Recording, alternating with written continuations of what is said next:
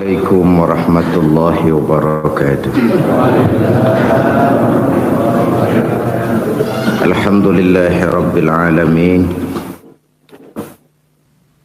Wa bihi nasta'inu ala umurid dunya waddin.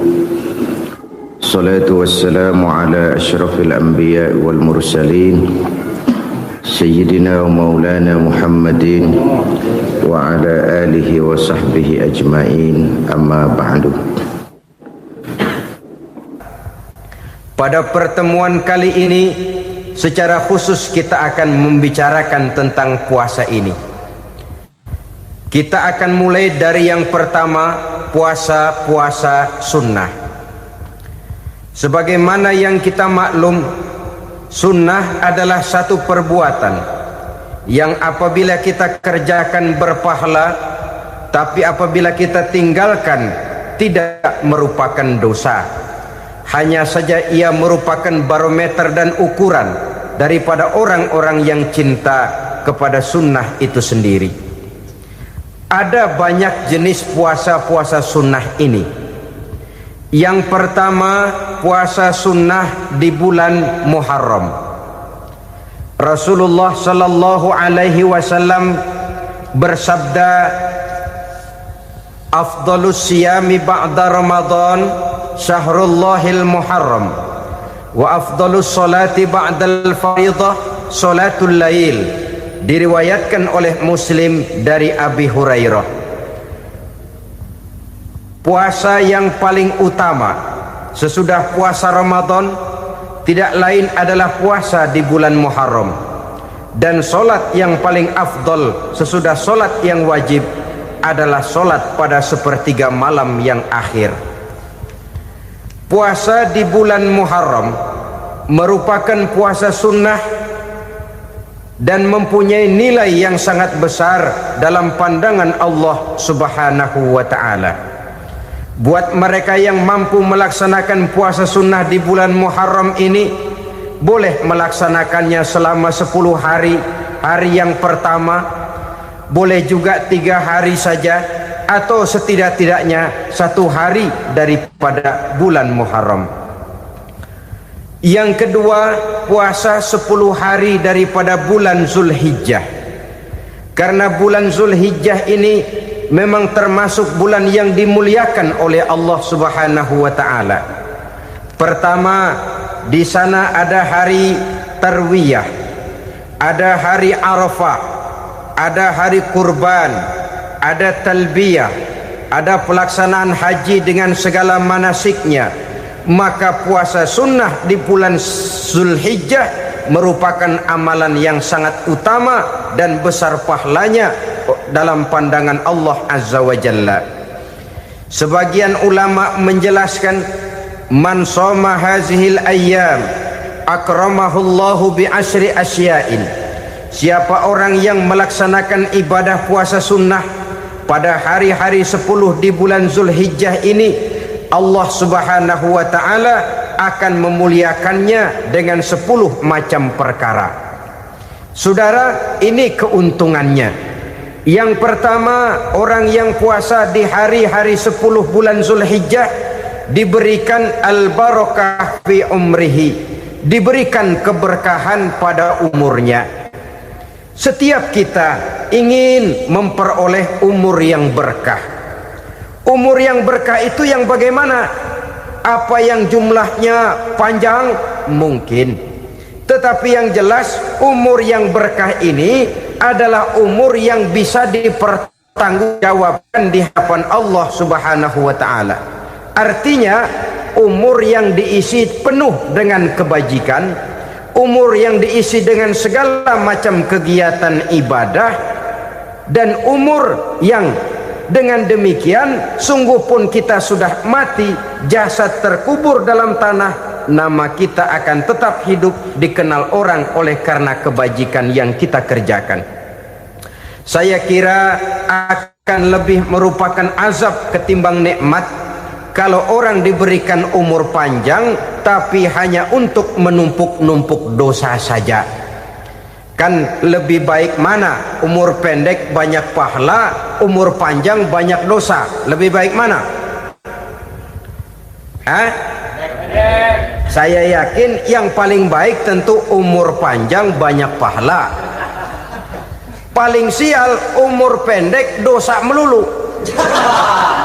Sudah diberikan umur pendek tidak seberapa, dosa berlipat ganda. Itu kalau orang kampung bilang tekor namanya. Rugi. Umur pendek hanya untuk menumpuk-numpuk dosa. Boleh jadi kalau umat-umat zaman dulu, saudara, mereka diberikan umur panjang. Nabi Adam, kita tahu Nabi Adam itu 2000 tahun umurnya. Nabi Nuh 950 tahun. Umatnya ya rata-rata segitu itu. Nah, kalau mereka misalnya punya umur 800 tahun, lalu 200 tahun mereka melakukan dosa, kan masih punya restan 600 tahun untuk taubat. Karena umurnya diberikan jatah panjang. Kita ini oleh Allah Subhanahu wa taala, umat Nabi Muhammad ini umurnya pendek-pendek. Kalau nyontoh Nabi 63 tahun saja. Kalau diberikan 70 tahun umur kita sekarang, itu sudah dapat jatah lebih 7 tahun. Alhamdulillah bahwa Allah memberikan saat-saat, waktu-waktu, tempat-tempat yang punya nilai istimewa, sehingga umur yang pendek ini bisa bernilai panjang, nilai ibadahnya bisa bernilai pahala seperti umat yang berumur panjang dahulu itu. Karena itu manfaatkan umur dengan baik, dan salah satu keberkahan daripada umur akan datang dengan melaksanakan ibadah puasa sunnah. Ini yang pertama. Yang kedua, az-ziyadatu fi malihi, berikan tambahan hartanya, menjadi orang kaya. Kaya apa? Kaya hati setidak-tidaknya. Karena dengan tekun dan rajin melaksanakan ibadah puasa, yang segera tertanam dalam jiwa seseorang merasakan cukup di dalam kehidupan. Itulah dia orang yang paling kaya, orang yang hidupnya paling cukup. Kalau orang sudah merasa cukup dalam hidupnya, maka itulah dia orang yang kaya. Saudara-saudara kaum muslimin rahimakumullah, puasa sunnah memberikan tambahan harta, usahanya berkembang, dengan demikian membawa keberkahan, hartanya makin bertambah, akan menunjang ibadahnya kepada Allah, lebih memantapkan dan membawa ketenangan dalam hidupnya. Itu termasuk berkahnya melaksanakan puasa sunnah itu. Yang ketiga, al-hifzu fi iyalihi, diberikan penjagaan, perlindungan terhadap keluarganya, anaknya sehat, sanak famili dan handai tolannya terjaga dan terpelihara dari segala malapetaka, dari segala mara bahaya, kesehatannya terjamin dan terpelihara. Itu sudah merupakan modal yang sangat besar di dalam kita mengarungi kehidupan.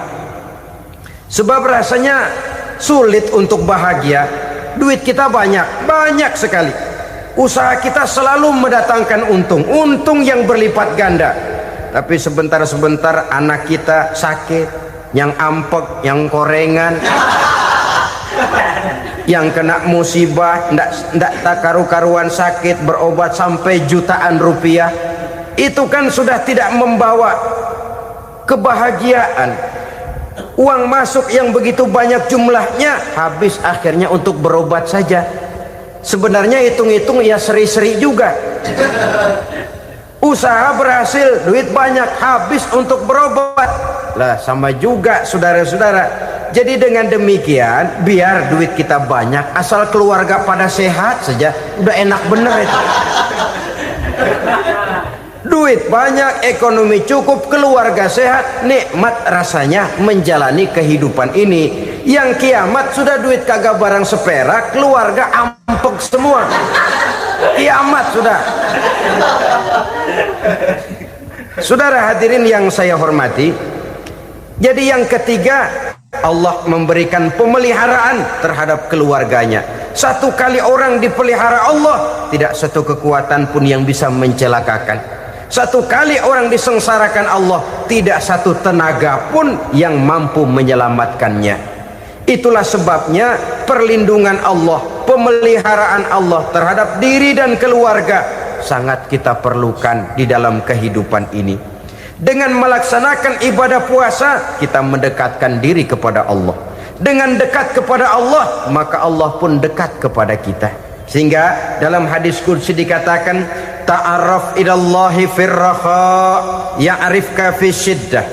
Ingatlah kepada Allah di waktu kamu senang, agar Allah ingat kepada kamu di waktu kamu susah. Yang kita laksanakan kadang-kadang sebaliknya. Waktu susah kita ingat Allah, waktu senang kita lupa Allah. Akhirnya nanti pada waktu kita melarat, kebelangsak, susah dan sebagainya, pertolongan tidak akan datang kepada kita. Benar, ta'arraf ilallah firraha ya'rifka fi syiddah. Ingatlah kepada Allah di waktu kamu susah, ingatlah kepada Allah di waktu kamu senang, agar Allah ingat kepadamu di waktu kamu mendapat kesusahan. Umumnya watak manusia memang kalau sudah dapat susah, ingat kepada Allah. Waktu duduk, waktu berbaring, sambil tidur, dalam segala keadaan Allah disebutnya, Allah dimintakan pertolongannya. Tapi dikala dia berada pada posisi di atas angin, merasa senang, bahagia, Allah terlupakan. Saudara-saudara kaum muslimin, itu yang ketiga. Yang keempat, at-takfiru li sayyiatihi. Orang yang melaksanakan puasa sunnah itu diampuni segala dosa dan kesalahan yang telah dilakukannya.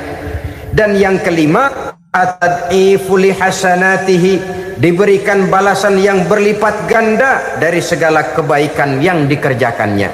1 berbalas 7, 7 bisa berbalas 10, 10 masih berbalas 100, masih ditambah dengan wallahu yudha'ifu liman yasha.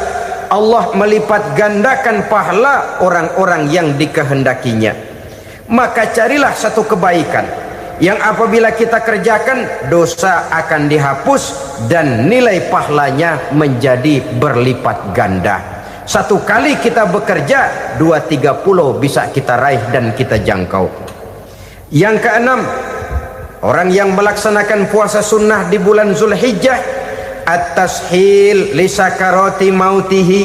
Diberikan kemudahan pada saat menghadapi sakaratul maut. Maut a mysterious problem. Dia adalah pintu yang setiap orang pasti akan memasukinya. Bahwa mati adalah mati, itu semua kita tahu. Tapi hakikat orang pada saat menghadapi mati itu kan berbeda-beda. Ada yang matinya itu gampang sekali, persis orang tidur saja, tidak nampak gelisah, tidak bikin susah yang hidup, tidak gelimpangan di tempat tidur, persis seperti orang mau tidur saja. Ada yang sulit sekali menghadapi sakaratul maut, gelimpangan di tempat tidur, bikin bingung orang yang nunggu. Kadang-kadang seperti kerbau digorok lehernya. Saudara-saudara, sulit menghadapi sakaratul maut. Oleh karena itu Rasulullah sallallahu alaihi wasallam sering beliau itu kalau berdoa membaca Allahumma hawin alayya fi sakaratil maut. Ya Allah, mudahkan saya di dalam menghadapi sakaratul maut. Rasulullah saja, saudara, orang yang ibadahnya paling banyak, orang yang hatinya paling bersih, orang yang akhlaknya paling luhur, masih berdoa semacam ini. Mohon dimudahkan oleh Allah agar mudah menghadapi sakaratul maut. Apalagi kita, terus terang kita ini paling-paling kelas muhtalid, bangsa sama pahala mau sama dosa doyan. Lebih perlu lagi menghadapi sakaratul maut. Sehingga apabila malaikat maut datang menjemput nyawa kita, dimudahkan, jangan dibikin sulit, supaya mudah. Jadilah orang baik-baik. Biasanya kalau banyak yang mati, malaikat maut juga kali main-mainin dulu tuh orang, utak-atik, ditakut-takutin dan segala macam. Saudara hadirin yang saya hormati, maka menghadapi sakaratul maut ini merupakan kunci, apakah seseorang bisa husnul khatimah atau bisa su'ul khatimah. Salah satu jalan untuk memudahkan diri menghadapi sakaratul maut, melaksanakan puasa sunnah di bulan Zulhijjah ini. Yang ketujuh, ad-diya'u li zulumati qabrihi, diberikan terang di alam kuburnya. Kubur, saudara tahu, saudara tentu sering lihat orang dimasukkan ke liang lahat, ditutup dengan papan, dinding ari kata kita di kampung, lalu diuruk lagi dengan tanah. Dalamnya liang lahat, gelapnya liang lahat, gelapnya diuruk dengan tanah, gelapnya di dalam kubur, tiga gelap yang menjadi satu. Bapak moyangnya gelap.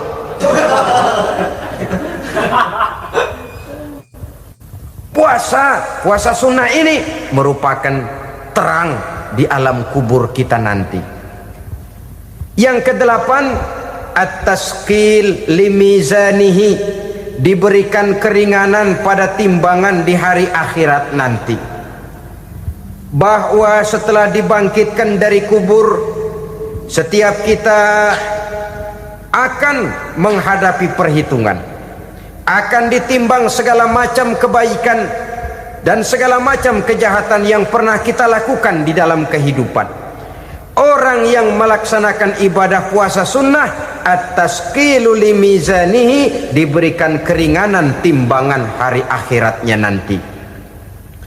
Yang kesembilan, an-najah minal bala, diberikan keselamatan dari segala macam bencana. Dan yang ke-10, as-su'ud ala darajatihi, diberikan ketinggian, naik derajatnya, derajat di dunia, lebih-lebih lagi derajat di akhirat nanti.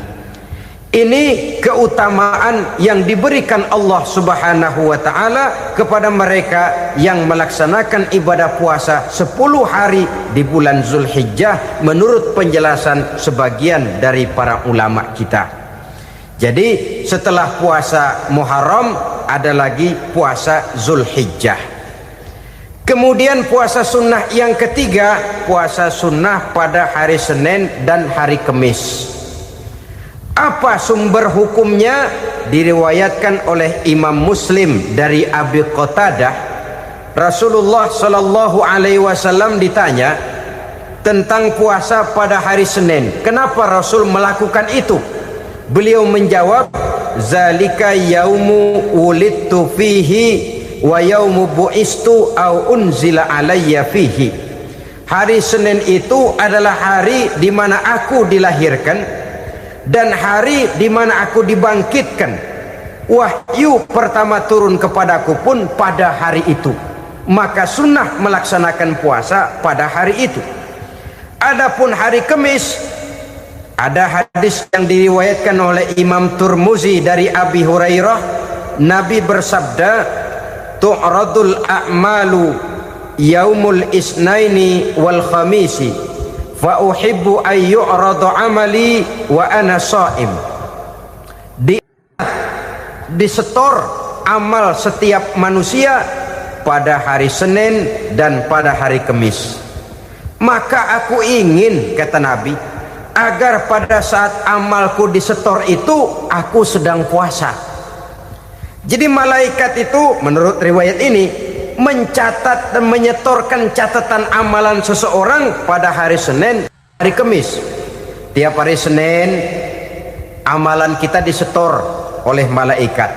Catatan terakhir tentu yang sedang kita kerjakan, sehingga yang masuk daftar, saya tinggalkan orang ini, dia sedang puasa. Karena naik catatan amalnya pada hari Senin. Kamis diangkat lagi, catatan paling akhir, saya tinggalkan orang ini, dia sedang puasa. Itu makna fa uhibbu ay yu'rada amali wa ana sha'im. Aku senang kalau pada saat amalku disetor, catatan paling akhir aku lagi puasa. Satu keistimewaan. Alangkah celaka tiap amalan disetor kita sedang berbuat jahat. Senin, Kamis, teler, mabok, judi. Tiap amalan disetor, catatan akhirnya saya tinggalkan si fulan lagi teler. laporan Senin, Kemis laporan lagi, saya tinggalkan si Fulan lagi mirit kartu. Saudara hadirin yang saya muliakan, alangkah jeleknya catatan kita.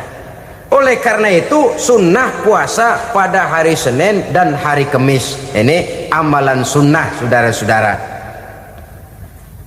Dan oleh karena ini amalan sunnah, sebagian ulama memberikan penjelasan, walaupun lupa niat, kalau sudah malam itu lupa niat, boleh niatnya sudah siang puasa sunnah ini, dengan catatan dari pagi belum makan apa-apa. Malam saudara lupa, tahu-tahu ingat ini hari Senin, dah jam 10, niatlah jam 10 itu, sah puasanya asal dari pagi belum makan apa-apa. Tapi kalau sudah dapat 2 piring baru niat jam 10, itu lain, ngojek namanya. Jadi puasa sunnah yang ketiga, puasa pada hari Senin dan hari Kamis. Yang keempat, puasa jenis sunnah yang keempat, puasa 6 hari di bulan Syawal. Diriwayatkan oleh Imam Muslim dari Abi Ayyub bahwa Nabi bersabda, "Man shoma Ramadhana summa atba'ahu sittan min Syawal kana kasyamid dahri."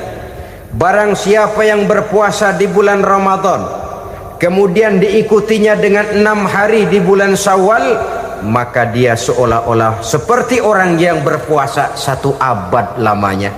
Allahu Akbar. Demikian besar keuntungannya. 6 hari di bulan Syawal sama dengan orang yang berpuasa 1 abad lamanya. Ini fadailul a'mal saudara-saudara. Jangan diartikan karena menang sudah puasa 6 hari bulan Syawal, Ramadan tahun depannya lantas nggak puasa. Kenapa? Ukurannya sudah 1 abad. Bukan itu pengertiannya. Ini mendorong orang memberikan ganjaran pahala yang sedemikian besar. 6 hari setelah Ramadan, artinya di bulan Syawal. Tidak pada hari pertama Syawal karena haram hukumnya berpuasa pada hari fitri itu. 6 hari di bulan Syawal. Tinggal lihat yang mampunya saja. Boleh berurutan, boleh tidak berselang-seling, boleh, asal saja jumlahnya 6 hari selama masih bulan Syawal itu. Hari ini 3 hari lagi, 4 hari lagi, diselang-seling atau berurutan, itu juga lebih baik. Puasa sunnah 6 hari daripada bulan Syawal. Kemudian yang kelima, puasa sunnah 3 hari pada setiap bulan. 3 hari pada setiap bulan. Diriwayatkan oleh Imam Bukhari dan Muslim dari Abi Hurairah. Abi Hurairah bercerita, "Ausani khalili sallallahu alaihi wasallam bisalasin." Kekasih saya Rasulullah berwasiat kepada saya, memesankan benar-benar kepada saya untuk melaksanakan 3 amalan yang terpuji. Pertama, siyamu salasati ayyamin min kulli syahrin. Puasa 3 hari dalam setiap bulan. Ini wasiat yang pertama. 3 hari pada setiap bulan. Tidak peduli bulan apa saja. Dalam artian ya bulan menurut perhitungan Islam ya. Muharram, Safar, Rabiul Awal, Rabiul Tsani, Jumadal Ula, Jumadil Akhir, Rajab, Sya'ban, Ramadan, Syawal, Zulqa'dah, Zulhijjah dan selanjutnya. 3 hari pada setiap bulan. Tanggalnya tanggal berapa saja. Lebih utama pada yang disebut Yaumul Bid, yaitu hari-hari di mana bulan menunjukkan purnama. Tanggal 13, tanggal 14 dan tanggal 15 pada setiap bulannya itu disunahkan melaksanakan puasa. Itu wasiat pertama, puasa 3 hari pada setiap bulan. Wasiat yang kedua, waraqatai duha, melaksanakan sholat duha sekurang-kurangnya 2 rakaat. Itu wasiat yang dipesankan benar kepada saya, kata Abi Hurairah. Pertama, puasa 3 hari pada setiap bulan. Yang kedua, usahakan jangan meninggalkan 2 rakaat minimal daripada sembahyang duha. Kita tahu sembahyang duha itu sembahyang sunnah di waktu pagi seketika matahari naik sepenggalahan. Sekurang-kurangnya 2 rakaat, sebanyak-banyaknya 8 rakaat. Di antara fadilah atau keutamaan daripada solat duha ini yaitu menyangkut masalah rezeki dan usaha. Kemudian wasiat yang ketiga, wa an utira qabla an anama. Beliau sangat berwasiat kepada saya untuk solat witir sebelum tidur. Artinya solat malam sebagai amalan sunnah di dalam kehidupan kita. Jadi saudara-saudara, dalam hidup ini kita akan selalu berbentur dengan keperluan. Kalau pada satu saat kita sudah sampai kepada tahap berpikir ini keperluan saya, tentu hal-hal semacam ini akan kita kerjakan. Kita belum tergerak melaksanakan ini semua oleh karena barangkali kita merasa belum memerlukannya. Karena itu marilah kita berusaha di samping melaksanakan puasa yang wajib juga melaksanakan puasa yang sunnah di dalam kehidupan kita. Ini jenis puasa-puasa yang sunnah. Kemudian yang kedua, ada macam puasa yang disebut puasa nazar. Hukum pelaksanaannya wajib apabila nazarnya sudah terwujud. Puasa nazar, puasa yang dikaitkan dengan suatu persoalan. Umpamanya, kalau saya lulus ujian, saya akan puasa 1 minggu lamanya. Begitu ujiannya ternyata lulus, dia wajib bayar nazarnya. Puasa 7 hari, tidak lagi sunnah tapi wajib karena dia nazarkan. Asal saja tidak sah nazar kepada yang makruh apalagi kepada yang haram. Umpamanya nazar kalau tembus 6 nomor mau puasa 3 hari. Itu nazar semacam itu bukan saja tidak sah tapi haram hukumnya. Tidak boleh nazar kepada yang makruh apalagi kepada yang haram. Jadi apabila maksud yang sudah kita niatkan tercapai, wajiblah nazar itu dibayar, yaitu kalau nazarnya sunnah melaksanakan ibadah puasa.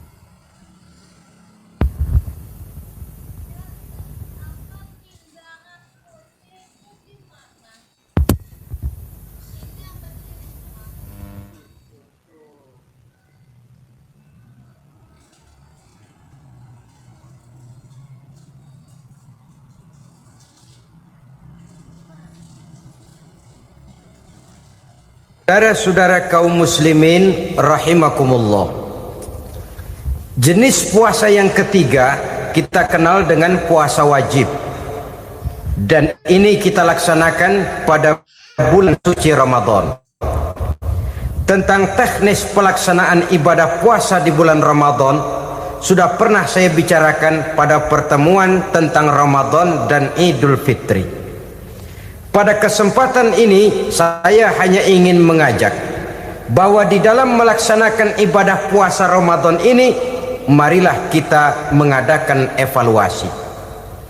Kenapa demikian?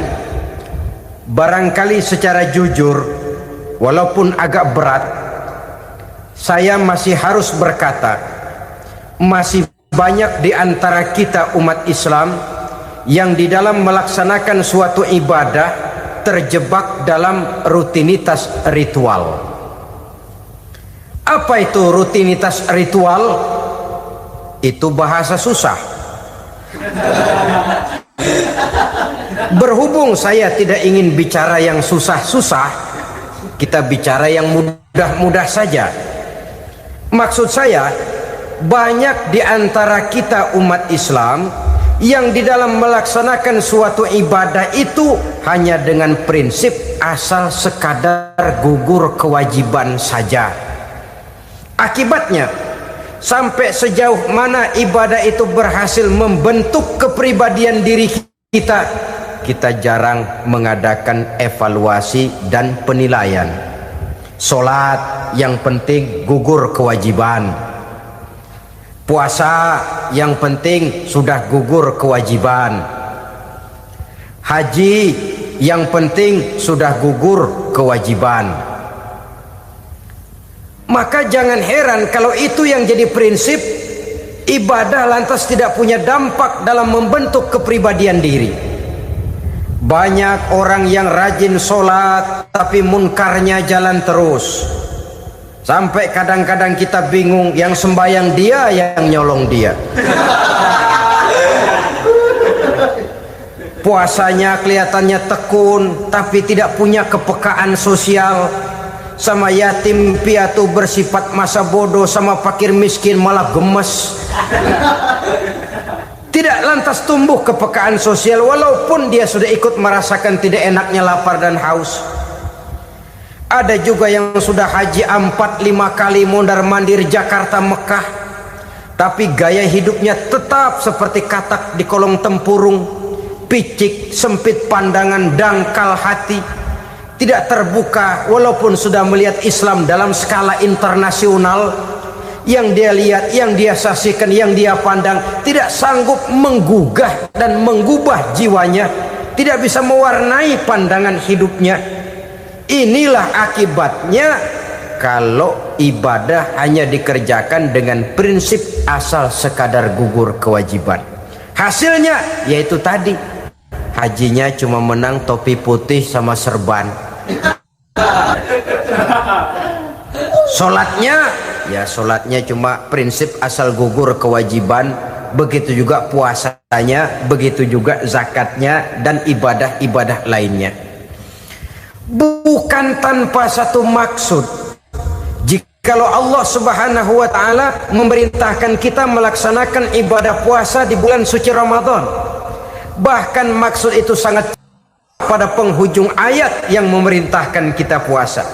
Ya ayyuhalladzina amanu kutiba alaikumus syiyam kama kutiba alal ladzina min qablikum la'allakum tattaqun. Orang yang beriman diwajibkan atas kamu berpuasa, telah diwajibkan juga kepada orang-orang yang sebelum kamu, la'allakum tattaqun, agar kamu dengan puasa itu menjadi manusia yang bertakwa kepada Allah Subhanahu wa ta'ala.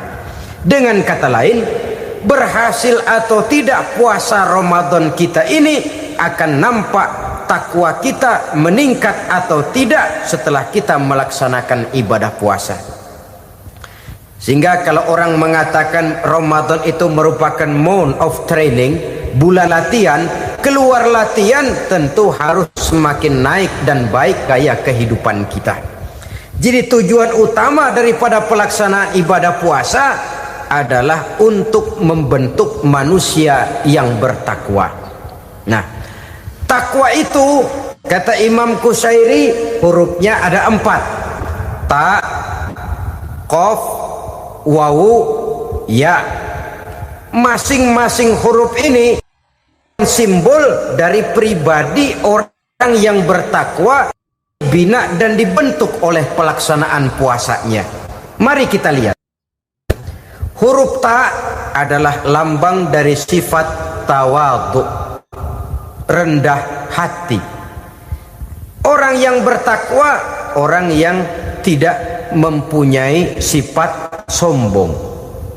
Puasa menanamkan kita kesadaran terhadap kelemahan, terhadap keterbatasan, terhadap segala ketidakmampuan yang kita miliki. Ya Allah, baru sehari nggak kena makan, nggak kena minum, sudah begini lemesnya. Puasa memang Kalau pagi orang masih sehat, masih terdorong oleh sahur, siang masih lumayan, tapi zuhur ke atas biasanya mulai sikap lemah manusiawi, keterbatasan kekuatan biologis itu mulai nampak. Dari sini tanam satu kesadaran, kalau begitu apa yang mau disembuhkan di hadapan Allah? Kaya, siapa sih orang paling kaya? Ilmu, siapa sih orang paling pintar? Pangkat, siapa sih orang paling tinggi jabatannya? Dari sifat semacam ini lahir introspeksi, rasa mawas diri, timbul sifat tawaduknya, rendah hatinya, tidak melonjak menjadi angkuh dan sombong lantaran sedikit kemampuan dan kekuatan yang dimilikinya. Lalu untuk sikap yang lebih jauh, terwujudlah, terbentuklah apa yang dinamakan stabilitas temperatur batin. Orang tetap konstan menjaga nilai-nilai idealisme yang pernah dimilikinya. Dia mulai dengan adil, dia berjalan tetap dengan keadilan, dan dia berakhir juga tetap dalam keadilan. Jangan mulainya adil, tengahnya setengah adil, di akhirnya malah zolim sama sekali. Ini tidak punya stabilitas temperatur batin. Kan banyak orang begitu toh. Mulanya benar, belakangan mau benar sendiri. Mulanya sudah rela berkorban buat kepentingan orang banyak, belakangan malah selalu mengorbankan kepentingan orang banyak. Waktu di bawah rajin baca ayat kursi, dapat kursi lupa ayat. Stabilitas temperatur batin, tertipu oleh perasaan seolah-olah situasi dan kondisi sudah serba memungkinkan, sudah serba menguntungkan. Orang yang dibentuk pribadinya oleh pelaksanaan ibadah puasa, dia sadar apapun keberhasilannya, apapun kedudukannya, apapun nilai kekayaannya, itu cuma sebagian kecil sekali dari apa yang ada pada zat Allah Subhanahu wa ta'ala. Hati tidak takabur, sesuai dengan namanya takabur dari kalimat takabbaro ya takabbaru, membesar-besarkan diri. Orang yang suka membesar-besarkan diri, orang yang tidak yakin bahwa dirinya orang besar, lalu dibesar-besarkan dirinya. Sebenarnya itu sudah satu sikap di mana dia tidak percaya kepada diri sendiri. Dirinya sebenarnya bukan apa-apa, cuma ingin dianggap besar, lalu dibesar-besarkan. Takabbur namanya. Puasa sekali lagi melatih kita menanamkan kesadaran akan kelemahan dan keterbatasan kita sebagai makhluk. Itu sikap tawadu. Fir'aun, sudah tahu Fir'aun, lama-lama dia jadi raja, lupa diri dan lupa daratan, melonjak menjadi angkuh dan sombong sampai kepada puncak kekurang ajarannya, memproklamirkan dirinya menjadi Tuhan. Hitler juga begitu. Pendeknya orang manakala tidak ada kesadaran tentang dari mana segalanya berasal dan kemana segalanya akan kembali, dia mudah out of control. Kalau sudah out kontrol, maka dia akan melakukan perbuatan yang melampaui batas. Itu yang pertama. Jadi orang takwa, orang yang rendah hati, salah satu tujuan daripada pelaksanaan ibadah puasa menanamkan sikap rendah hati. Dari sikap rendah hati ini yang timbul lalu apa? Kepekaan sosial. Kalau saya puasa, saya sudah merasakan bagaimana tidak enaknya lapar. Saya sudah merasakan bagaimana tidak enaknya haus. Tapi bagaimanapun, saya lapar cuma sebentar, saya haus cuma sebentar. Selesai maghrib, lapar saya hilang, haus saya hilang. Bagaimana yatim piatu, orang-orang tua jompo yang perlu santunan, orang-orang miskin yang terkapar di kolong-kolong jembatan, yang tiap hari merasakan perasaan seperti ini tanpa tahu kapan hidup dan nasibnya akan berubah. Tidur beratapkan langit, berselimut koran. Kalau demikian, saya ini beruntung. Kalau demikian, apa yang bisa saya lakukan untuk mereka? Kepekaan sosial ini lalu timbul dalam apa yang orang sekarang namakan solidaritas kesetiakawanan sosial. Hidup tidak hanya untuk kepentingan diri dan perutnya sendiri saja, tapi mau menolong, mau membantu orang yang memang memerlukan bantuan dan pertolongan itu sendiri. Jangan setelah tahu lapar tidak enak, haus tidak enak, tapi kita tidak mau tenggang rasa, tidak mau timbang rasa. Begini loh tidak enaknya lapar, begini loh tidak enaknya haus.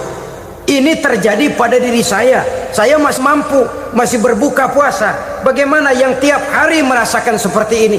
Tidak Ramadan, tidak Syawal, tidak Zulqa'dah, tidak Zulhijjah, selalu kelaparan dan kehausan.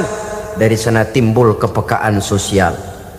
Lalu lahirlah sikap pemurah, dermawan, mau menoleh ke kiri dan ke kanan. Bahkan Al-Quran itu sampai mengancam betul. Ara'aita allazi yukadzibu bid-din fadzalika allazi yad'ul yatim wa la mendustakan agama. Islam mendustakan Islam. Salat dia tapi mendustakan salat.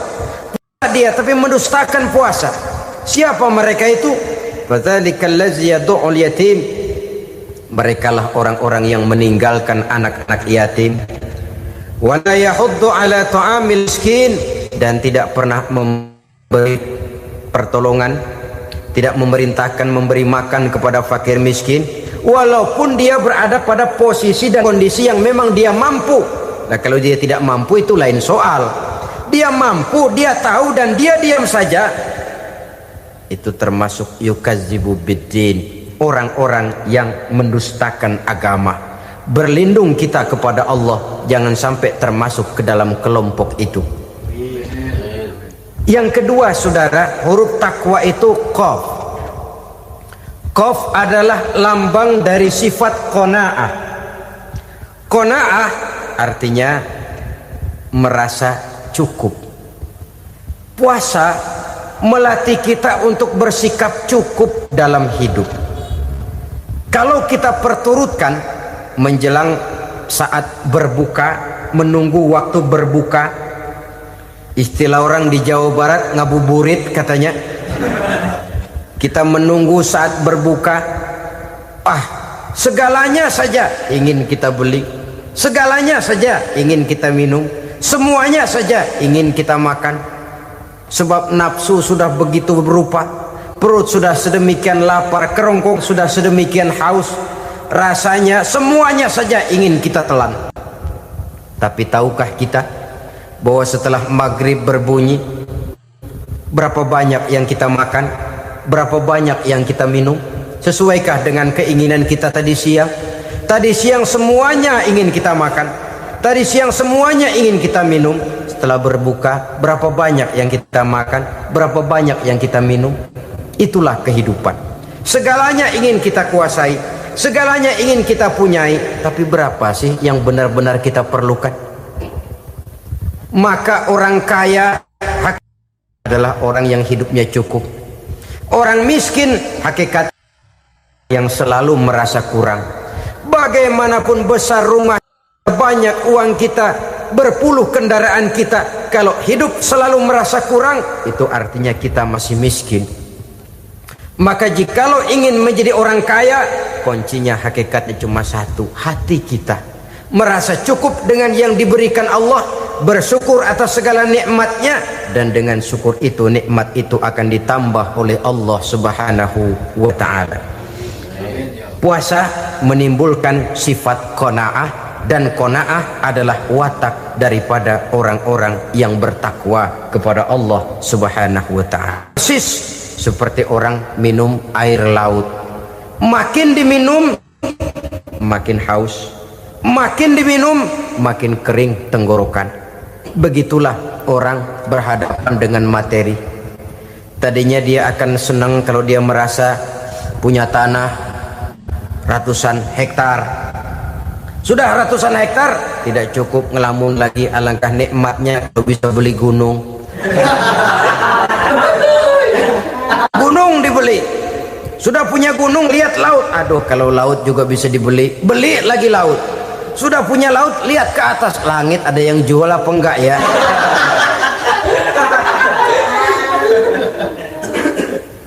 Seperti orang berhadapan dengan air laut yang makin diminum makin membuat kita haus dan makin kering tenggorokan ini. maka itu harus dihentikan. Sikap untuk menghentikan itu tidak lain adalah dengan sifat qanaah itu tadi, merasa cukup dengan apa yang diberikan Allah, mensyukuri nikmatnya. Itu yang kedua. Yang ketiga, pada kalimat takwa ada huruf wawu. Wawu adalah simbol dari sifat wara dengan ain. Wara, orang yang terpelihara dirinya baik dari yang syubhat, lebih-lebih dari yang haram. Syubhat, saudara tahu, barang yang remeng-remeng. Tapi sungguh pun remeng-remeng, kira-kira prosentasenya 70-30. 70% haram, 30% kemungkinan halalnya. Maka yang syubhat lebih baik dijauhi daripada diambil.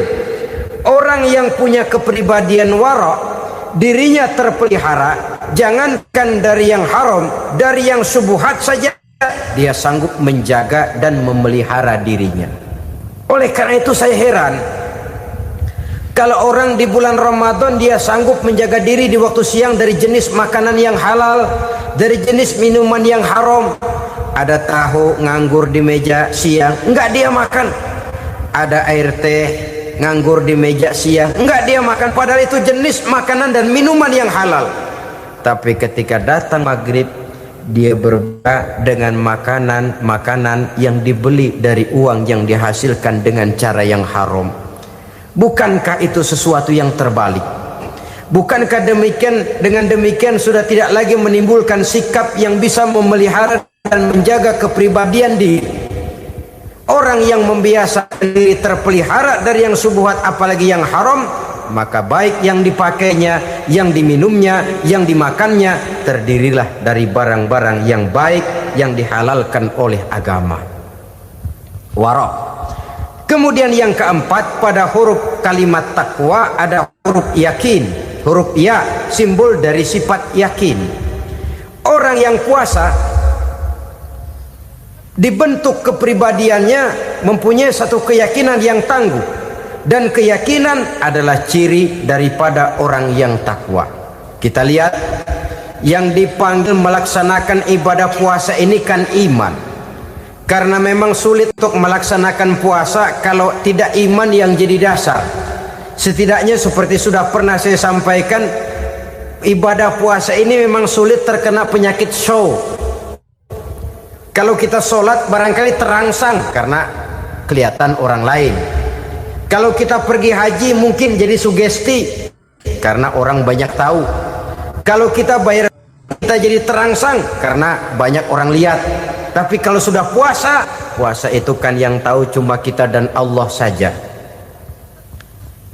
Ya, kita sholat, orang lain lihat, kita jadi rada semangat. Kita pergi haji, orang lain banyak ngantar, kita semangat. Kita bayar zakat, orang lain banyak saksikan, kita bersemangat. Tapi kita puasa, siapa yang mau nyaksiin kita puasa? Siapa yang mau memuji kita puasa? Siapa yang mau menyanjung kita puasa? Itu cuma urusan kita dan Allah. Oleh karenanya dasar daripada pelaksanaan ibadah yang harus mencegah tenggorokan segalanya jadi nikmatan. Tidak ada kerja yang lebih indah selain kerja yang didasarkan kepada satu keyakinan bahwa yang kita kerjakan itu adalah sesuatu yang benar. Dalam hal ini sesuatu yang diperintahkan oleh Allah Subhanahu wa taala kepada kita. Saudara-saudara kaum muslimin rahimakumullah. Demikianlah titik evaluasi kita.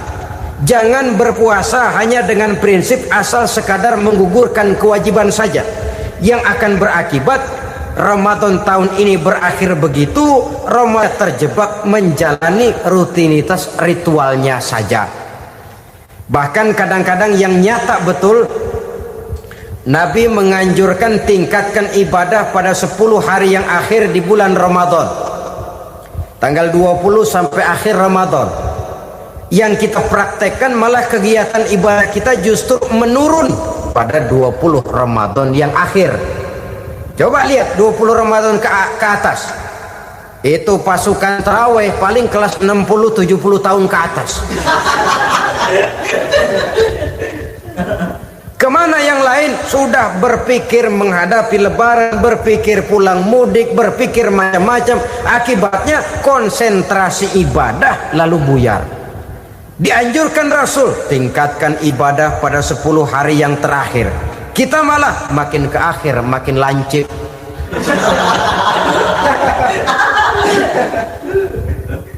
Saudara-saudara kaum muslimin rahimakumullah, kita terjebak oleh sesuatu yang sementara, oleh sesuatu yang bersifat kulit, lalu meninggalkan isinya.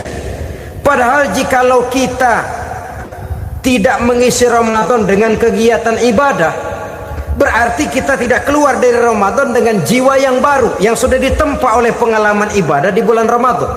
Artinya kita tidak kembali kepada fitrah, kesucian seperti saat kita dilahirkan.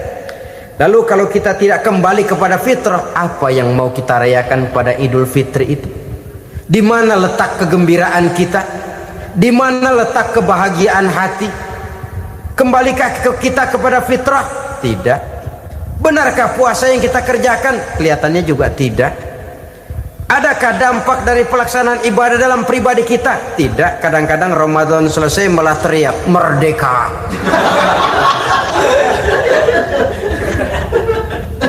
Kalau tadinya Ramadan dia merasa terhalang, mau keluar siang, mau makan siang, bulan puasa, mau minum siang, bulan puasa, mau gandengan, bulan puasa. Ramadan selesai, kibarin bendera, teriak merdeka. Lalu kembali merajalela. Saudara-saudara, dampaknya tidak akan kelihatan. Padahal puasa yang baik, la'allakum tattaqun, membentuk manusia yang bertakwa kepada Allah Azza wa Jalla. Nah, sekarang apa kemudahan dan keistimewaan yang akan diberikan Allah kepada mereka yang sampai kepada tingkat takwa ini? Al-Quran menjelaskan, pertama, may yattaqillaha yaj'al lahu makhraja.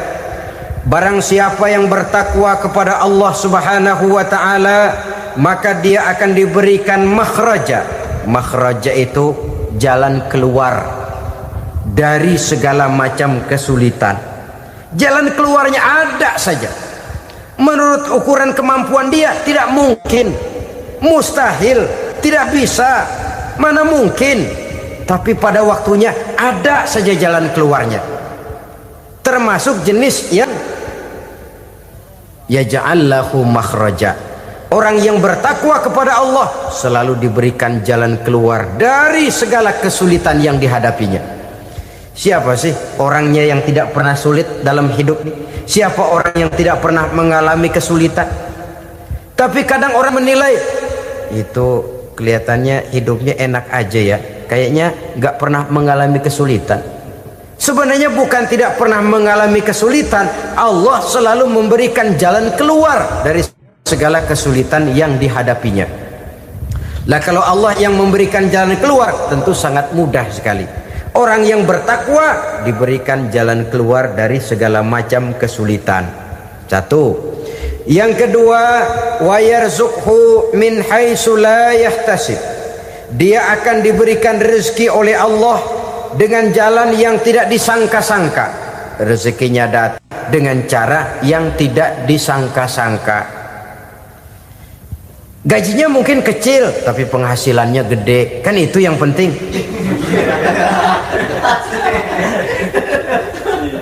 Gaji dan penghasilan kan lain tuh.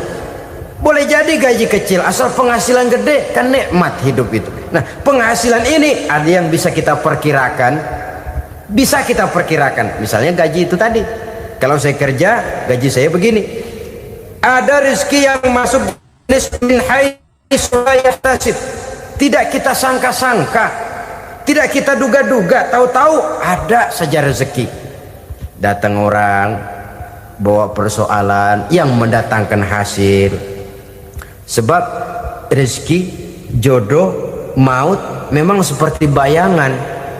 Kita uber-uber dia lari, kita diem dia diem. Kan gemesin itu. Bayang-bayang itu begitu. Kita kejar, dia lari. Rezeki juga begitu. Kita diam, dia diam. Setengah mati yang namanya rezeki kita cari, kita uber. ngubik sampai ratusan bohong kita kerjain. Tapi memang belum waktunya, ya sulit untuk tembus. Tapi kadang-kadang giliran kita nongkrong di rumah, datang orang bawain rezeki.